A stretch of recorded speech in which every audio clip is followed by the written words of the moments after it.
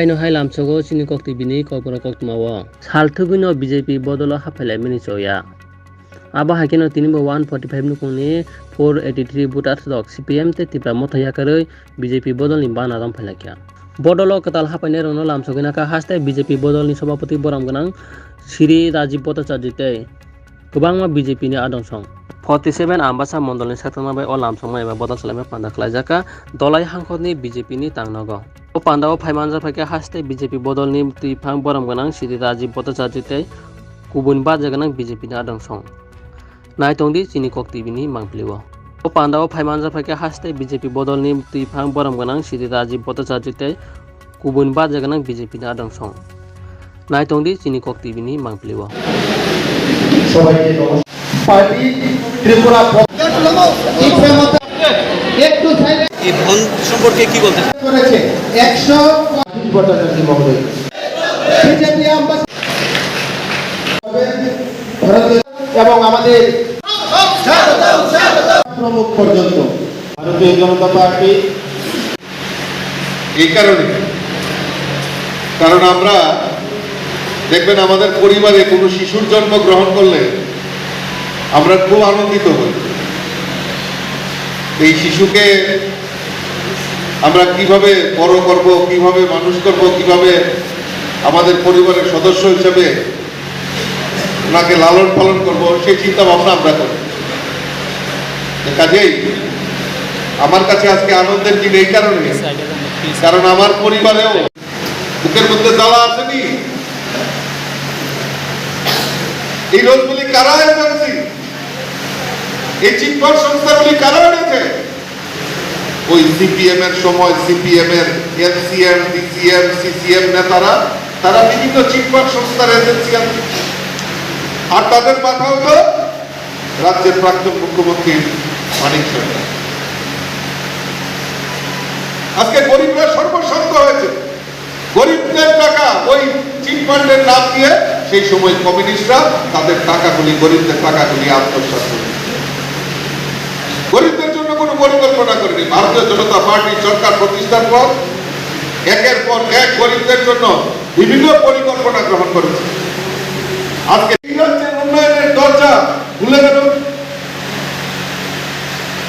25 বছরের একটা স্লোগান শুনতাম ইনকলাব জিন্দাবাদ আমরা খাবো দুপুরাবাদ আর এখন এই স্লোগানটা পরিবর্তন হয়েছে এই স্লোগানটা পরিবর্তন হয়েছে सबका साथ सबका विकास सबका विश्वास और सबका प्रयास के भारतीय जनता पार्टी सरकार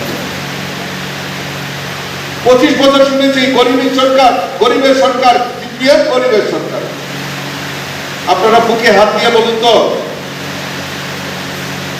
আমার এখানে এই আম্বাসা মণ্ডলে অনেক গরিব পরিবার রয়েছে আপনারা বুকে হাত দিয়ে বলুন তো যে 25 বছর এই রাজ্যের বুকে কমিউনিস্টরা শাসন করার পর একটা পরিকল্পনা গরিবদের জন্য নিয়েছে কোনো পরিকল্পনা নেই গরিবকে আরো কিভাবে গরিব করা যায় তার ব্যবস্থা তার প্রয়াস ওই কমিউনিস্টরা করেছে আপনাদের মনে আছে আপনারা বিভিন্ন চিটফান্ড সংস্থায় টাকা রেখেছেন রোজবেলিতে কারা কারা টাকা রাখছেন একবার হাত তুলেন তো রোজবেলি 458 ভোটার ভারতীয় জনতা পার্টিতে যোগদান করেছে আমি সকলকে স্বাগত জানাচ্ছি অভিনন্দন জানাচ্ছি এবং ভারতীয় জনতা পার্টির পরিবারে আপনাদেরকে অনেক অনেক অভিনন্দন এবং শুভেচ্ছা জানাচ্ছি আর কথা দিচ্ছি পরিবারের গার্জিয়ান হিসেবে যে আপনাদের সুখ দুঃখের অভাব আমরা বর্জন করব এবং আপনাদের পেছনে আপনাদেরকে সহযোগিতা গতকালকে রাত্রিবেলায় আমার কাছে আমার কিছু সিপিএম এর বন্ধু বান্ধবরা গেলেন তাদের হঠাৎ করে চিন্তা ভাবনা হয়েছে যে না আমরা ভারতীয় জনতা পার্টিতে যোগদান করছি আমি বললাম কেন ভারতীয় জনতা পার্টিতে যোগদান তার কারণ কি কারণ এক একজন আমার যারা বন্ধু বান্ধবরা প্রায় 20-22 বছর ধরে ওনারা কমিউনিস্ট পার্টির সঙ্গে কমিউনিস্ট পার্টির আন্দোলনে ওরা যুক্ত হঠাৎ করে গতকালকে আমাকে অ্যাপয়েন্টমেন্ট দিয়ে আমার বাড়িতে এসে তারা বললো না আমরা বিজেপিতে যোগদান করি। তো কারণ হিসাবে জিজ্ঞাসা করতে তারা অনেক কারণ আমার সামনে উপস্থাপন করে। তো সেই কারণগুলি যদি আমি বলতে থাকি তাহলে অনেক সময় যাবে। আমি ছোট্ট করে আপনাদের সামনে তুলে দেব। আপনারা কি কারণে জয়েন করবেন আর অন্যরা কি কারণে জয়েন করতে চায়, মোটামুটি একই হবে। 25 বছর এই রাজ্যের বুকে কমিউনিস্টরা শাসন করে। এই শাসন করার পর এই শাসনকালে আমরা কি পেয়েছি, এই কমিউনিস্টরা মানুষের জন্য কি কাজ করে। আর ভারতীয় জনতা পার্টি 2018-তে সরকার প্রতিষ্ঠা হয়েছে, আর এই প্রতিষ্ঠার পর 5 বছরের পর এখন প্রায় 7-8 মাস হয়েছে 2023-এ আবারও দ্বিতীয়বার ভারতীয় জনতা পার্টি সরকার। অর্থাৎ এই যে 25 বছর আর এই 5 বছর 8 মাসের সরকারের মধ্যে পার্থক্য মানুষ ভালো করে এখন চোখে দেখছে। দেখুন, বিরোধী দল বলতে আমরা তো কিছু বুঝি না। আজকে কংগ্রেসের অস্তিত্ব নেই ত্রিপুরা রাজ্যে, আজকে সিপিএমেরও কোনো অস্তিত্ব নেই। সদ্য আমাদের দুটি বিধানসভা উপনির্বাচন হয়েছে, বক্সনগর এবং ধনপুর। বক্সনগর এবং ধনপুরে যদি আমরা দেখি রেজাল্টের দেখি, ভোট অফ পার্সেন্টেজ যদি দেখি, সেখানে বিরোধী দলের কোনো ভূমিকাই নেই। ভারতীয় জনতা পার্টিকে দুহাত তুলে মানুষ যেভাবে বিশ্বাস করে ভোট দিয়েছে, সেটা আমাদের আরও দায়িত্ব বেড়ে গেছে। কাজেই ত্রিপুরার যে বিরোধী দল বলতে আপনি যে ভূমিকা করেছেন তার উত্তর দেওয়ার মতো আমার এখন পরিস্থিতি নেই, কারণ ত্রিপুরা রাজ্যে বিরোধী দলের কোনো ভূমিকা, সক্রিয় ভূমিকা আমরা দেখতে পাচ্ছি। 30 তারিখ দান করেছে এবং কোন কোন রাজনৈতিক দল থেকে এসেছেন এবং তাদের উদ্দেশ্যে কি বলতে চান? দেখুন, আজকে আমবাসা মণ্ডলের উদ্যোগে আমাদের 145 পরিবারের 483 ভোটার আজকে ভারতীয় জনতা পার্টিতে সামিল হয়েছে। আমি নবাগতদের স্বাগত জানাচ্ছি।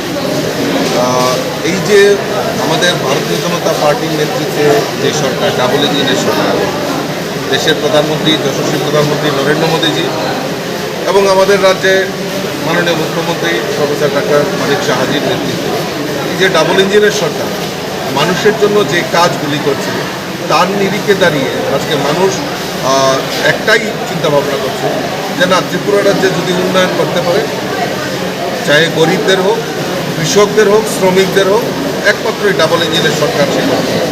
তারই উপর আস্থা রেখে আজকে ভারতীয় জনতা পার্টিতে দিকে দিকে সামিল হচ্ছে।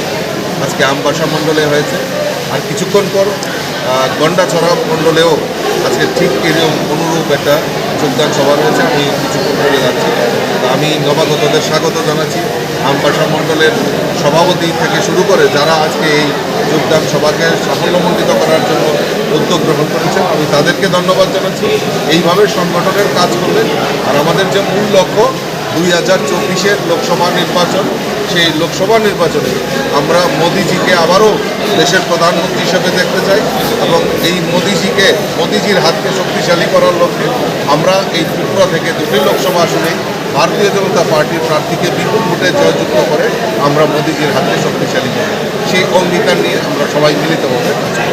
এখনো যারা বিরোধী দলের কর্মী সমর্থক হিসেবে আজকে ভারতীয় জনতা পার্টি আমবাসা মণ্ডল কমিটি আয়োজিত আমাদের এই অটল ভবনে, অর্থাৎ ভারতীয় জনতা পার্টি ধলাই জেলা কার্যালয়ে মাননীয় প্রদেশ সভাপতি শ্রদ্ধেয় রাজীব ভট্টাচার্য মহোদয়ের উপস্থিতিতে, এটা যে কার্যালয় সেটা 54 নম্বর বুথে। আমাদের ভারতীয় জনতা পার্টির যে সিস্টেম, প্রত্যেক বুথে নেতৃত্ব যায়। আজকে আমাদের এই ধলাই জেলা কার্যালয়ে 54 নম্বর বুথে এসে আমাদের মাননীয় প্রদেশ সভাপতি, আমাদের মাননীয় যশস্বী প্রধানমন্ত্রী যে মন কি বাত অনুষ্ঠান, উনি এখানে এসে শুনেছেন এবং এখানে প্রায় 200-250 কার্যকর্তা সম্মিলিত হয়ে সেই মন কি বাত অনুষ্ঠান আমরা সবাই মিলে শুনেছি। তার পরবর্তীতে আরেকটা অনুষ্ঠান রয়েছে, সেটা হলো যোগদান করব। বিভিন্ন দল থেকে প্রায় 100 মেম্বার আজকে যোগদান করবেন। সেটার জন্য